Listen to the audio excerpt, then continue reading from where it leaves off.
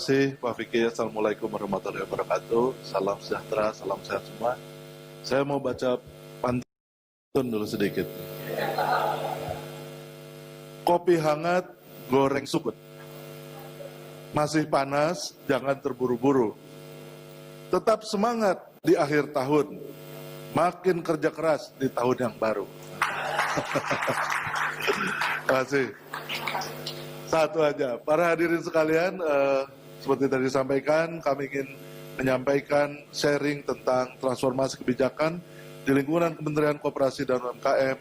Kalau tadi harapan-harapan tinggi di luar, tentu Kementerian Koperasi sendiri harus melakukan transformasi apa yang sudah kita lakukan selama 1 tahun ini, dan harapan apa yang kita inginkan di depan. Terima kasih. Kita mulai dengan slide yang pertama. Dan saudara-saudara sekalian, Kementerian Koperasi mempunyai tiga body, yaitu kementerian sebagai badan yang membuat kebijakan atau policy making body. Di sini mengeluarkan aturan-aturan, mengeluarkan kebijakan Stranas, dan dibantu dalam implementasinya oleh 2 BLU, yaitu LPDB, Lembaga Pengelolaan Dana Bergulir, dan oleh LLP KUKM atau suka disebut dengan SMESCO. LPDB akan melakukan proses pembiayaan, laporan pembiayaan dana bergulir kepada koperasi. Dan ini tahun lalu Pak Menteri sudah memberikan satu tonggak bersejarah bagi koperasi, 100% LPDB untuk koperasi, ya Pak Promo. Dan telah dibuat terobosan kemudahan pelayanan BLU melalui Permenkop nomor 4 tahun 2020, sehingga sekarang LPDB lebih terengginas, lebih fleksibel, 100% mendukung perkembangan koperasi.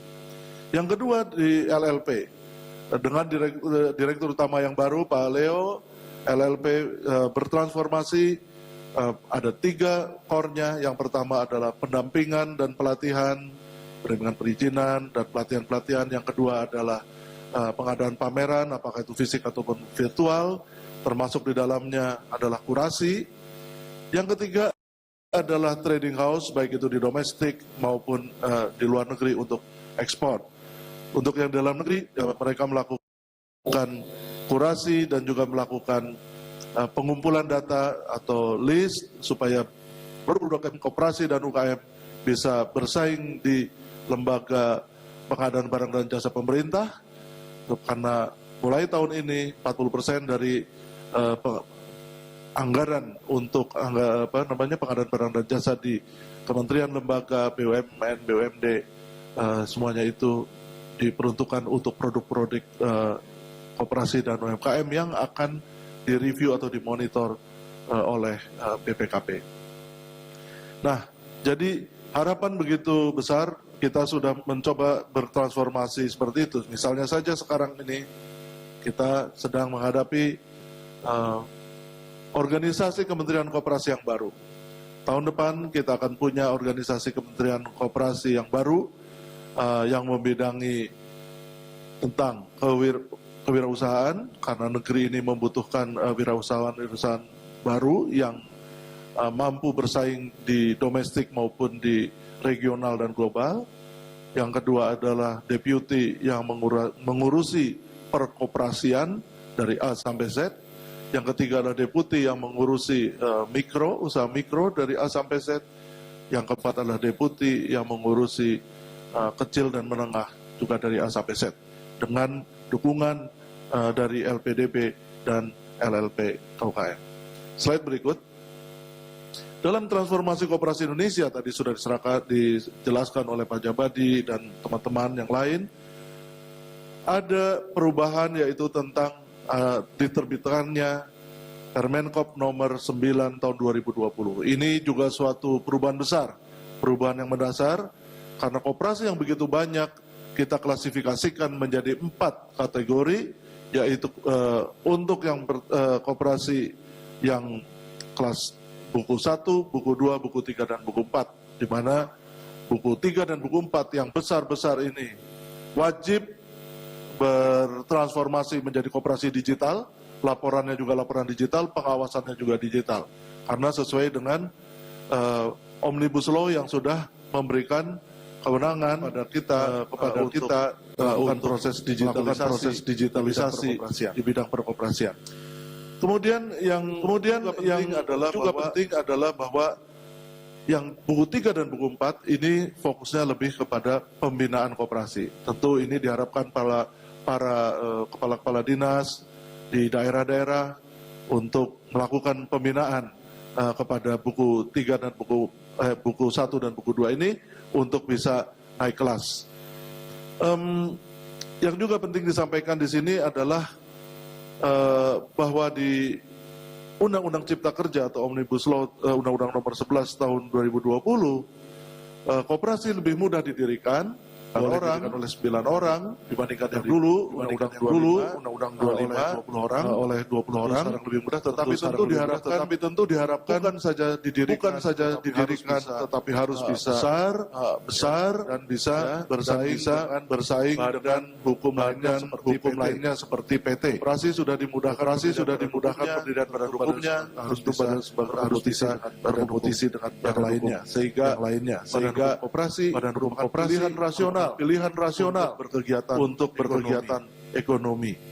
Yang kedua adalah pemberian legalitas yang lebih kuat pada koperasi dengan prinsip syariah. Kita dorong sebagai alternatif, sebagai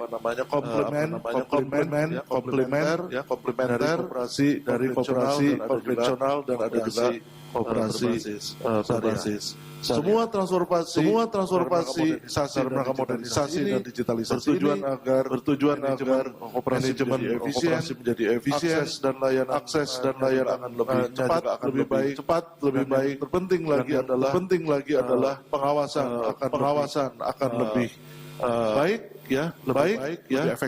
lebih efektif dan juga lebih terpercaya. Antara lain untuk koperasi buku 3 dan 4 akan melakukan proses fit and proper kepada pengurus dan pengawas agar betul-betul mereka memiliki yang diberikan amanah oleh anggota memimpin koperasinya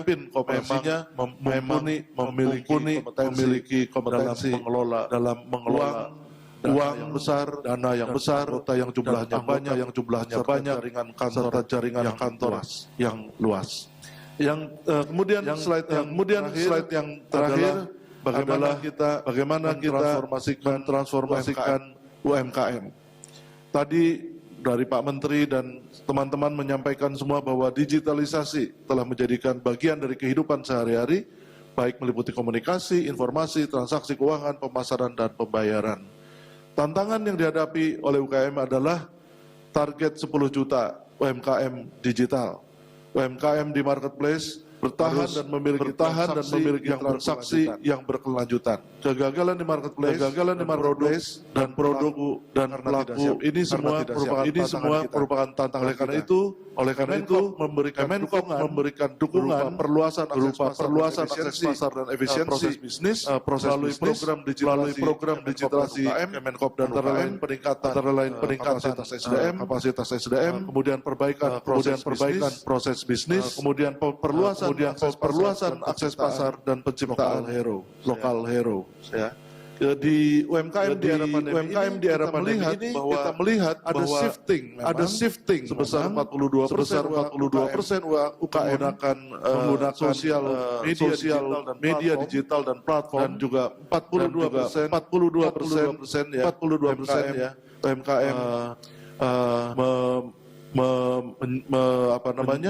merubah produk bisnisnya menjadi ke arah yang tadinya macam-macam, sekarang melihat peluang di pandemi, mereka juga bertransformasi untuk produk di bidang alat kesehatan, makanan yang hygiene, juga produk home care. Dengan adanya transformasi di Kementerian Koperasi dan 2 BLU di bawah Kemenko melalui aturan-aturan dan penyusunan strategi nasional diharapkan implementasi di bawah payung Omnibus Law dan RPP yang sedang disusun saat ini kita optimis pada tahun depan pertumbuhan ekonomi lebih baik. Terima kasih. Assalamualaikum warahmatullahi wabarakatuh. Waalaikumsalam warahmatullahi wabarakatuh. Terima kasih Pak Agus. Penutup.